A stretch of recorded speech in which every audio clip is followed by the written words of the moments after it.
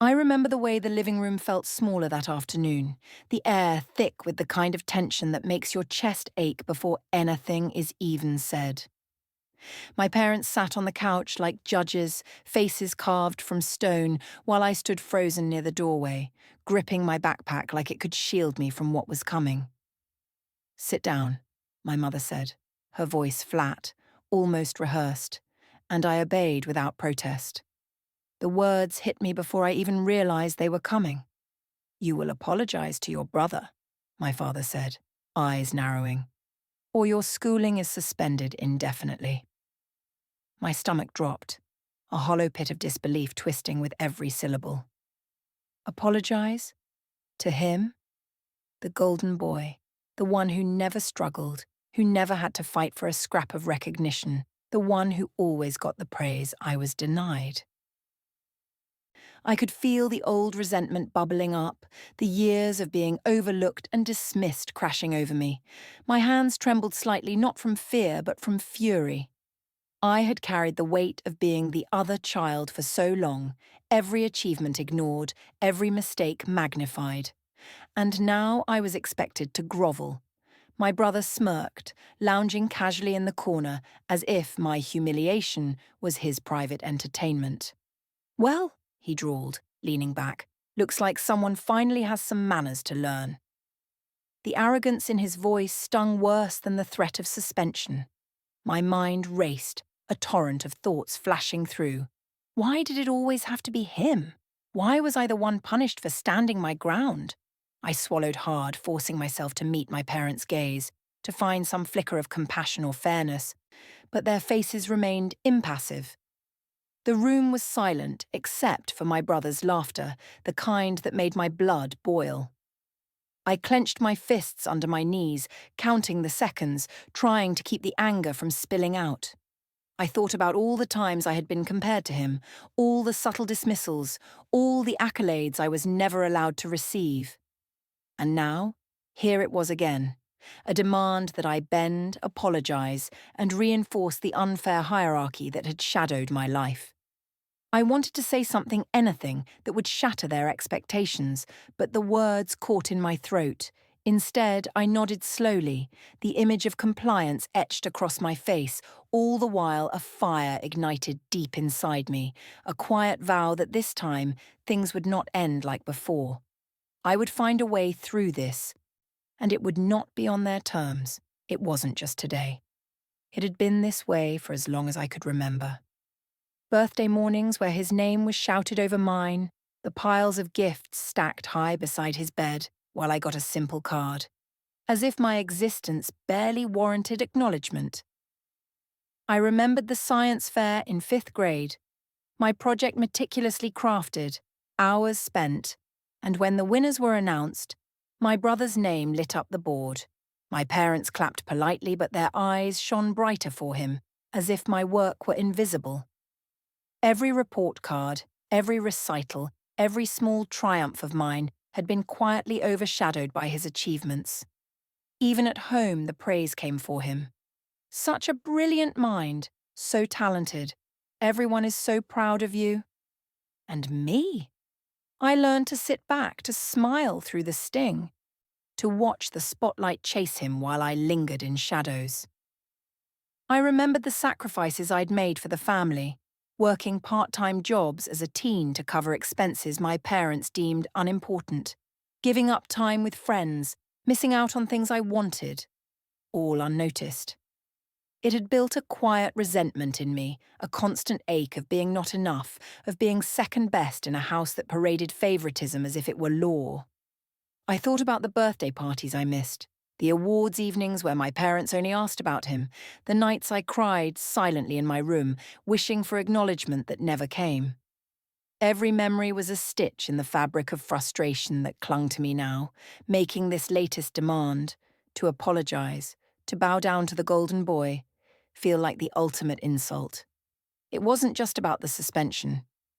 It was about decades of being told without words that I didn't matter in the same way, that my worth was conditional, measured against someone else's perfection. The loneliness it had caused, the emotional labor I'd carried alone, made my stomach knot and my heart thrum with the unfairness of it all. Even now, as I sat there, parents rigid, brother smirking, I could feel the cumulative weight of every ignored effort, every belittled victory. It was a storm building quietly inside me, and for the first time it began to feel like I might not just endure it, I might rise above it.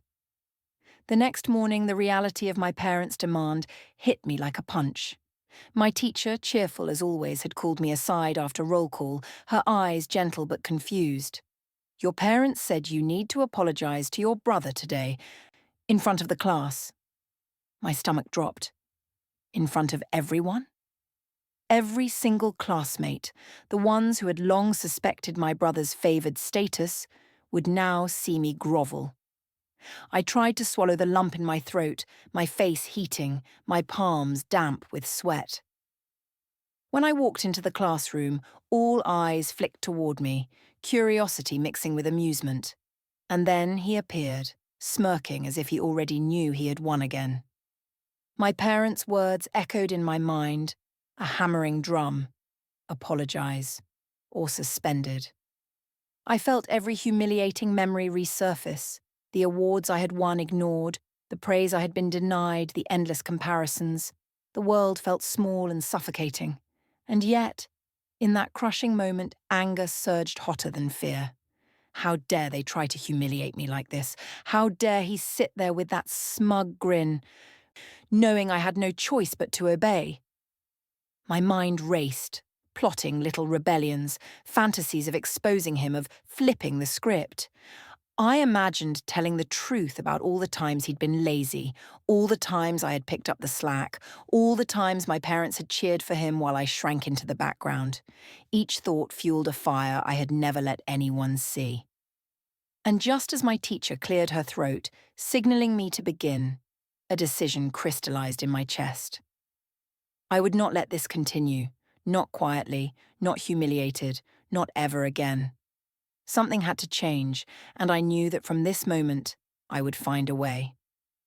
I started small, testing boundaries like a cat circling a closed door. At dinner, when my brother made another smug comment about my mediocre grades, I didn't shrink. Maybe, but at least I don't need to cheat off everyone else to get ahead, I muttered, careful not to provoke my parents. His jaw tightened, and for a moment, I saw the flicker of surprise. He hadn't expected me to fight back. Later, I began carving out little wins in places they didn't watch. I stayed late at the library, quietly improving my grades, submitting essays that would get noticed by teachers but never mentioned at home. I applied for a writing contest online, knowing my parents would never support me, and waited to see the results in private. I started keeping a journal, documenting every slight, every insult, every small victory, as if collecting ammunition for the day I could finally turn the tables. Each retort, each success, fueled a quiet satisfaction I hadn't allowed myself in years. I would plan my moves carefully, watch them scramble when the balance shifted, and savor the moment when my brother realized he had underestimated me. Every small rebellion was a rehearsal for the power reversal I was building in secret. Everywhere I looked, he reminded the world, and our family, why he was the favorite. On social media, he posted selfies from the most expensive restaurants, tagging friends I barely knew, while my achievements went unnoticed. At family gatherings, he flaunted the gifts he received, the praise he earned, the opportunities he was handed effortlessly. One evening, he leaned back on the living room couch, phone in hand, and said, "Honestly, I don't know why you even try. Mum and Dad already know who the star of this family is." My face burned, a mix of anger and humiliation twisting inside me. I thought about the countless times I had been overlooked, my essays left unread, my school awards dismissed, my efforts shrugged off. The contrast was unbearable. Him adored and celebrated, me rejected and invisible. Each display of entitlement made my resentment grow, sharpening my focus and fueling my determination.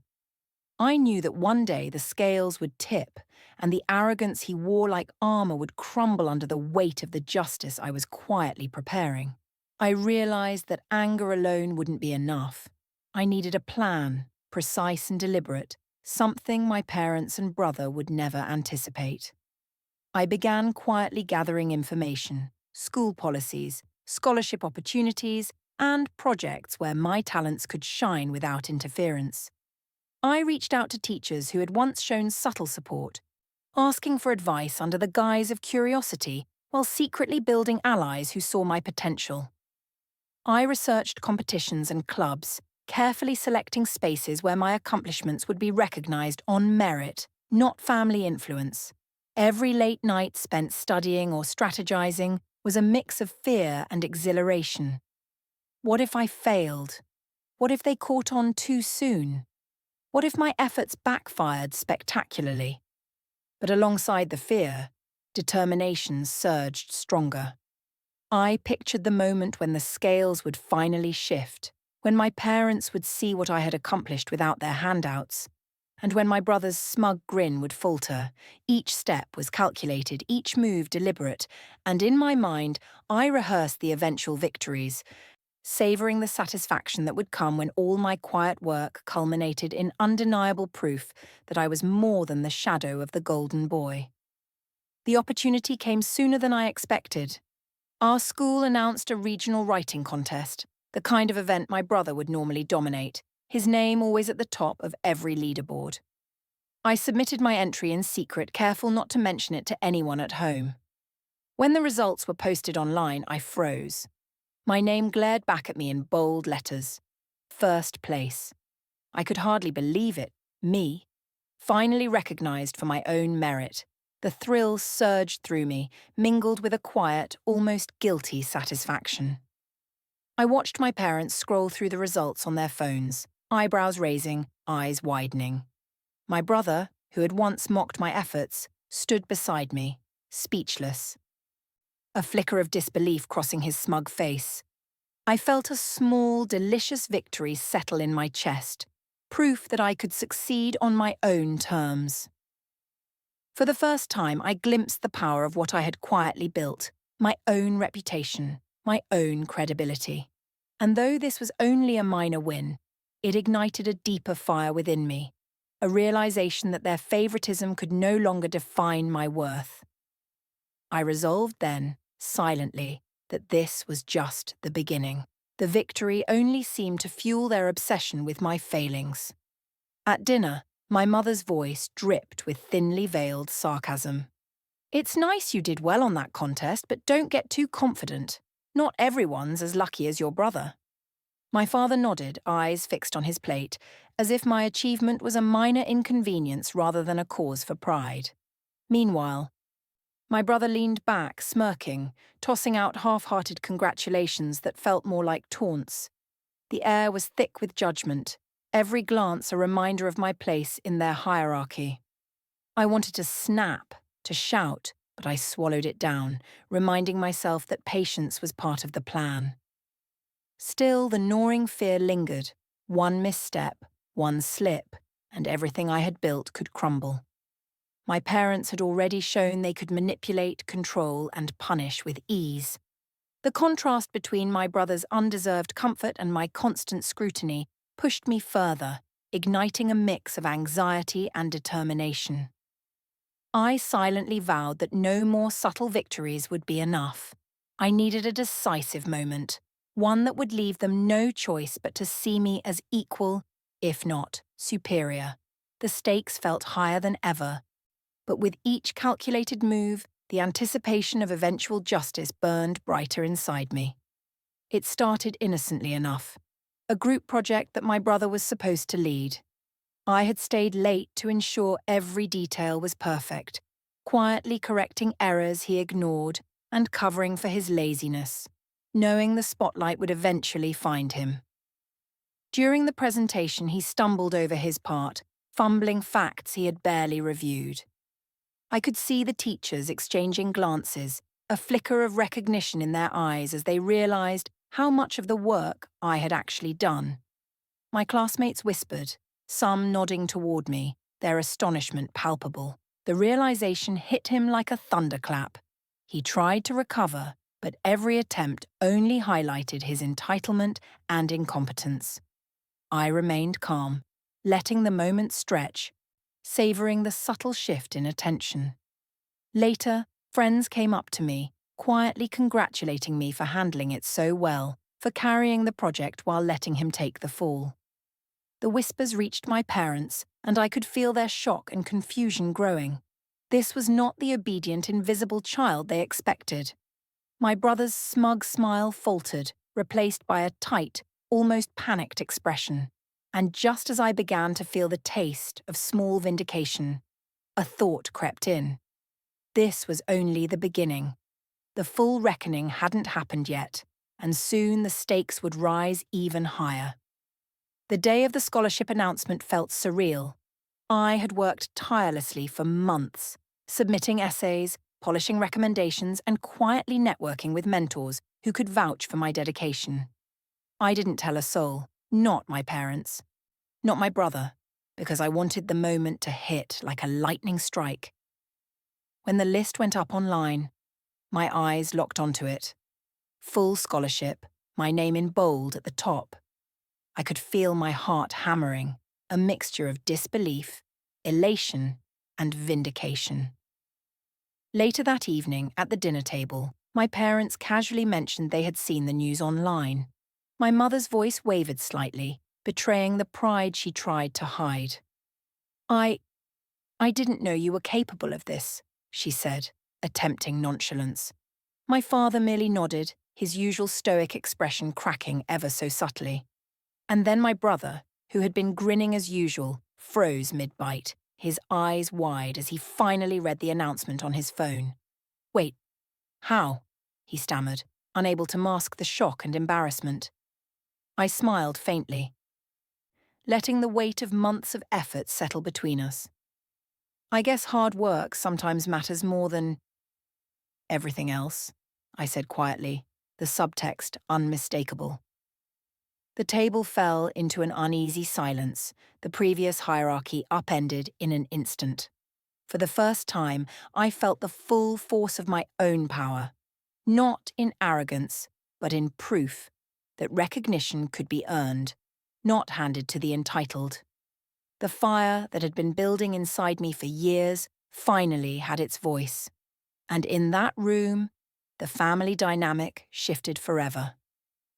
The air vibrated with tension and awe, and I realized that the stage was set for the ultimate confrontation, where long overdue justice would finally be laid bare. I couldn't wait any longer. That night, I asked my parents to sit down with me, and for the first time in years, I refused to bow to the hierarchy they had built. My voice shook at first, but it gained strength with every word. I'm done being invisible, I said. I'm done being treated like my accomplishments don't matter. Every time you praised him for things I did too, every time you overlooked my efforts, it made me feel like I wasn't enough. I won't live like that anymore. My mother's face tightened, shock mixing with defensiveness. My father's jaw clenched, and my brother shifted uncomfortably, suddenly aware of how deeply he had relied on their favoritism. You think you're perfect now? He sneered, but his arrogance sounded hollow, fragile. I took a deep breath, letting all the years of humiliation and quiet anger pour into my words. I'm not perfect, but I am capable. I've worked harder than you realize, and I've earned recognition on my own. You can't dismiss that anymore. The room was heavy with tension. The imbalance that had governed our family for years hung in the air, now visible, undeniable. My brother opened his mouth, but I didn't flinch. I see now that you've been choosing favorites, rewarding entitlement, and expecting me to accept my place as second best. I won't. My mother's eyes filled with something unspoken, regret, perhaps, or the realization that she had contributed to the unfairness. My father exhaled sharply, no words, just the weight of acknowledgement settling over him. And in that moment, I felt a surge of pride, a sense of catharsis so complete it almost knocked the wind out of me. Finally, my voice, my truth, my accomplishments, and my worth had been recognized. For the first time, I didn't feel like the overlooked child. I felt seen, validated, and, above all, free. The family I had known, so rigid, so unfair, was forced to reckon with the consequences of their favoritism, and I, finally, had the upper hand. The days that followed were quiet but charged, each interaction tinged with a new awareness. My parents' glances no longer carried the same weight of judgment. They were softer, tinged with reflection, and perhaps shame. My brother, once so smug and untouchable, had become cautious, hesitant to flaunt his entitlement, unsure how to navigate a sibling who no longer accepted being second. I watched them recalibrate, their familiar patterns disrupted, and a deep satisfaction settled in me, not from cruelty, but from justice realized. I began to see my own worth more clearly, recognizing that I had fought for it quietly, with patience, intelligence, and persistence. The validation I had craved for so long wasn't given, it was earned, and that made it infinitely sweeter. I reflected on the sacrifices I had made, the resilience I had cultivated, and the fire that had driven me to prove my value. It wasn't just about proving them wrong. It was about proving to myself that I could rise above the shadows of favoritism, that my identity and accomplishments were valid on their own. There was a bittersweet undertone, too. The relationships would never fully return to how they were, the innocence of blind family admiration lost forever. But in its place there was clarity, self-respect, and empowerment. I finally understood that standing up for myself didn't just change their perception, it changed the way I saw myself. And that knowledge, quiet and unshakable, became the truest victory of all. Sitting alone in my room that evening, I let the events of the past weeks wash over me. The tension, the humiliation, the quiet plotting, and the eventual triumph all seemed surreal when I replayed them in my mind. I could feel the weight of years of being overlooked finally lift, replaced by a steady sense of strength and self-respect. I remembered the teachers who had quietly encouraged me, the friends who had believed in my abilities when my family didn't, and the mentors who offered guidance without judgment. I picked up my phone and messaged one of them. I did it. They finally see me differently. The reply came quickly, warm and proud. You earned every bit of it. You carried yourself with patience and integrity. The words filled me with a quiet joy, a reminder that the journey wasn't just about defeating favoritism, it was about proving to myself that I was capable of standing tall, even when the odds seemed stacked against me. I thought about my brother, humbled yet still my sibling, and realized the balance had shifted, not just in my favor, but in how I viewed myself and my place in the world. There was peace now, a calm satisfaction rooted in moral and personal victory. I had fought, endured, and claimed my space, and in doing so, I had learned that recognition from others mattered far less than the unwavering confidence I had built inside myself. Months later, I had carved out my own path, independent and undeniable. I enrolled in the program I had dreamed of, one my parents had once dismissed as unrealistic, and received recognition that was entirely my own. Invitations to speak at school events, letters from mentors praising my dedication, and even small accolades from peers became constant reminders that I no longer needed validation from home to feel accomplished. My parents, once so rigid in their favoritism, watched quietly, a mixture of awe and subtle remorse in their eyes. My brother, who had thrived on their approval, now glanced at me with a cautious respect, the arrogance that once defined him replaced by uncertainty. I maintained kindness, but I held firm boundaries, refusing to be drawn back into old patterns of favoritism or comparison. In those moments, I realized the ultimate triumph wasn't just in accolades or recognition, it was in owning my worth, setting limits, and thriving on my own terms. Watching them silently reckon with what they had ignored for years was sweet. Not for vengeance, but for the justice of truth revealed. And as I moved forward, empowered and confident, I finally understood the full meaning of standing tall. The recognition I had always longed for came not from others, but from the strength I had nurtured within myself.